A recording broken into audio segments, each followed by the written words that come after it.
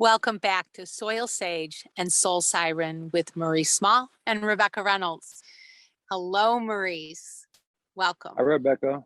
Hi. How are you? I'm good.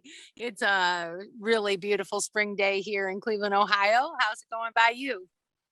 We're 81 and sunny and calm here in Atlanta. Oh, nice and calm. Well, we always have a little storm going on, a pleasant one. Nice little rain here as we're entering a return of our last talk, which was on soil and bringing in the water. And as you were saying, the water is coming down here on me, and I'm right in front of the water. Where's water next to you at this point? Water is in my water catchment tanks, and it's Ah, rainwater. We water all of our house plants and our vegetables and herbs with rainwater. So everything is charged accordingly to nature with no artificial chemicals. wow. And I love the word charged because, right, that's it. Reiki from the sky raining down into your plants and into the soil. And the last time we spoke, you were saying that soil and water are so deeply connected. Can you expand upon that? Well, there's that balance, and there's one that creates life, and there's one that gives life, and there's one that puts it back into it. So the water breaks down the minerals, the stones, the granite, the feldspar, the crystals, and all those things. The water just breaks it down and becomes soil over time. And all those creatures that live in the soil are able to benefit, us included. And the return is those creatures evaporate and this moisture comes out of them that becomes the water again. And all these gases, these waters, these charged particles are able to go back up, and the gravity cycle starts again, and they get heavy and it comes down, and here we go again and again and again. The snow, the rain, all these things, the fog, it's all a big blessing. How does water affect you in your daily life, Rebecca?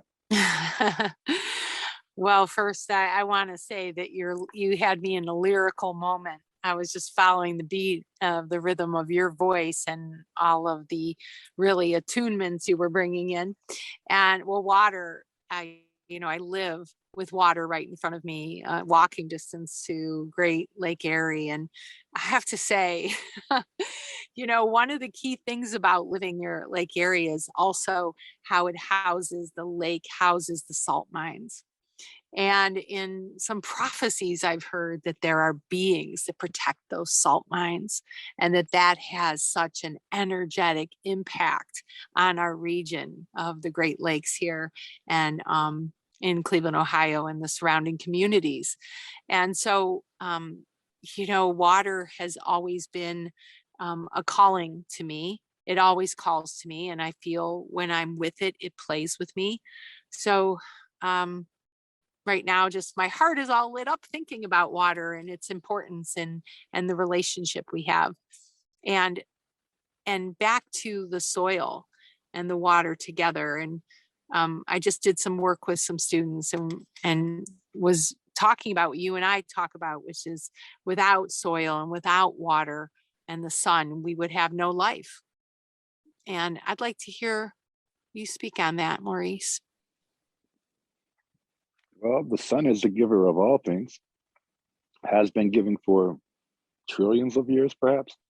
And without it, there is no life, literally. And because of our uniqueness in the solar system, being next to the sun as the distance we are, and we have this perfect balance of evolution and growth and the trees and the fish and the animals. And it's just an amazing process powered by the sun. And the gravity, along with the charge of what those sun energy beams do to things here on the earth, and what we're aware of now as small, simple-minded people, of the sun's potential and how it charges things, Mm, us, the plant, the water and how the sun penetrates into the water and it charges things in the water.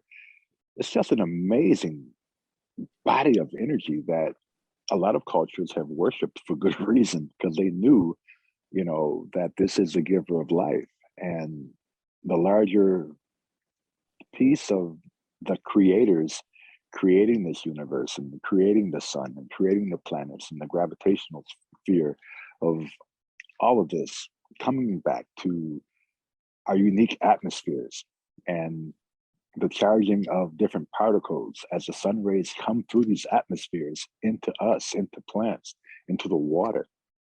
That balance is totally out of control and should be revered and respected. Most importantly, we as a tribe have lost respect for the planets and our atmospheres and our body atmospheres because our bodies have atmospheres as well. And Right. looking at all these vibrational patterns, there's a lot that can be said for how we interact with each other, our kind words, our evil words, our bad words, our positive words, and how these words cast spells. And let's just look at the positive and respect what we've been given: the water, clean water, healthy water, clean soil, healthy soil, and the sunshine that's ever present all the time on the earth. It's just an amazing process. What are your thoughts, Rebecca? Well, some of what you were saying is the work of Emoto, the scientist who really was captured by the being of water and indicating that those vibrational frequencies of the water's natural essence could be shifted and altered with different tones, vibrational frequencies, and words, and even thoughts, and that that is actually a platform for some of the work I have done recently in the schools and just teach in general. And I feel that, just imagine if the water crystals could be altered by a thought, and Earth and humanity have in common that we are the Earth, and each person is made up of 70 to 80% water. The destruction or the empowerment possible with shifting our words from the negative to the positive, to gratitude, to endearing, to blessings. And you're right that to walk within that blessing and constantly be reverent of each being in front of us instead of critical is more urgent than anybody could ever imagine, because it is affecting the water, not only the water in all of the body of earth, but in each of us, the waters within us. And I always say to my students, don't let anyone mess with your waters. They like that line. Yeah, I like that line too. Don't let anyone mess with your waters, Maurice. No. Yeah, but we do mess with water. And I personally feel the direction we're heading with all of this new light coming onto earth and all of the changes I know you see and experience with your hands in soil, that water is going to become highly nutritious. Any thoughts on that? Well, there's the whole thing about, it's not a whole thing, but it's like subconscious thing in some people, in that water provides no calories or organic nutrients, yet water plays the most important role in our lives. And as we look at a lot of our comings and goings and doings, water, I feel, should be the centerpiece of all that we do, because we are it and it is we. A lot of the altars that we build around have a little cup for some kind of liquid, rum, vodka, water, cereal, beer. It's so that the ancestors can drink. Even the ancestors need water on these altars. So we're not just providing the ancestors with food and good memories and smells, but we're also providing with a liquid. And the liquid is oftentimes just plain simple water. Thinking about how we interact with water every day. You're driving a car and your car has a number of fluids in it: transmission fluid, brake fluid, the motor oil, the windshield washer fluid. You know, we drink what? Apple juice, we drink orange juice, we drink vodka, we drink milk, we drink all these things. We drink liquid. Water has the most impact upon all of us at all times because it just simply is. I mean, think about a desert. There's still water in the desert. It's floating through the air, but it's still water there. And you go to the rainforest, bless the rainforest, bless the rainforest. You get water in the rainforest. The trees are full of water. The leaves are full of water. The atmosphere, the clouds in the rainforest are full of water. We have to, I think, I believe here in Atlanta, it's International Water Week, or that might be a national thing, but there's some kind of Wow. drinking water thing happening this week. And if we just take a minute to think about water every day, I begin my day with drinking like 10 ounces of water with gratitude. I begin my day with thinking affirmations of the glory of water because my day would not begin without water. My blood, the filters that I have in my kidneys and my liver, the heart cleansing, the, the lungs purifying, the air, which is water. It's like, let's just stop. Matter of fact, you and I'd like to propose a challenge. Since you're there at the water, I'd like to have you, when we get done with this podcast, go out to the water and just cast your arms and cast the energy out to all those listeners that we have, that we bless the water this day, and we bless the water the next day, and we bless the moonrise over the water, and on and on and on. Can you accept that challenge, Rebecca? I accept that challenge and I do that challenge every day. That's where I am. First thing is the sun rises. You can follow that on my Instagram and see it, but you're right. And I've been known to get into that water and do Reiki blessings. And I'll tell you one of the most, so I'll take that challenge. Absolutely. Every day for our listeners and for you. One of the most holy experiences I've ever had with water, other than carrying a child and having the water break and them come forward, would be in Uluru, Australia, also known as Ayers Rock. I was there speaking at the first eco show in Sydney, Australia, and I was so blessed to be at Uluru, which is the sacral chakra of the earth, and also has the Aboriginal birthing cave. And at that time, you could go into the cave, but they had a watering hole, and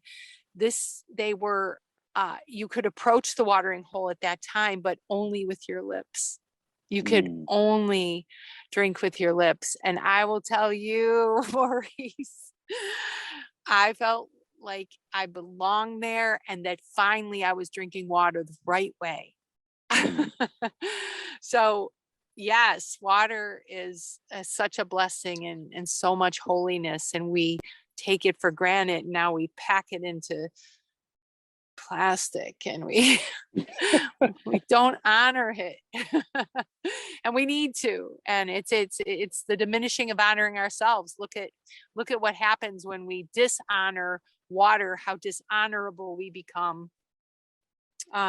So I know we're coming to the end of our time here. I'd like you to give some final words about, how we can really revere water from your farmer aspect, and also your culture, your specific culture. Well, a lot of farmers were also fighters because the farmers were minding their business and they were out in the fields doing their things with their families. And some warlord comes along and tries to do this and do that, take the farmers' chickens and take the farmers' family away and make them slaves and things like that. Farmers fought back and farmers died. Lesson learned is that as farmers, we are peaceful people. We work with the earth. We grow crops that others can't grow. We're really close to the elements. The air curses across our bodies and brings us cool breeze, or the air curses across our body, gives us a chill in December as we're covering crops. the warmth of the soil or the coolness of the soil is a comforting blessing. And oftentimes the farmers enjoy the rain. Like we've had maybe 8/10 of an inch of rain here in Atlanta a couple of days ago. Prior to that, it was like 7 days, and it's been kind of warm. So we've been looking for the water to come. And we have little techniques that we use to get the water to come. But there's this piece of respecting water as a farmer, and every drop matters. Every word we speak matters. Every thought that we push through or receive matters. And as a farmer and a trainer of farmers, I can't say enough about the importance of respecting water in all things because it brings so much life and it is the center of all things. Literally, it's the center of all things. What do you have, Rebecca? Well, I think you have said the magic that will end this important conversation of water, because I just want to end with that. But I thank you so much, and we thank all of our listeners for whatever part you can do to help the planet heal in your reverence to water. And I wish you goodness, Maurice, until we speak again. Thanks, Rebecca. Right back at you. Thank you, Maurice, and goodbye, all.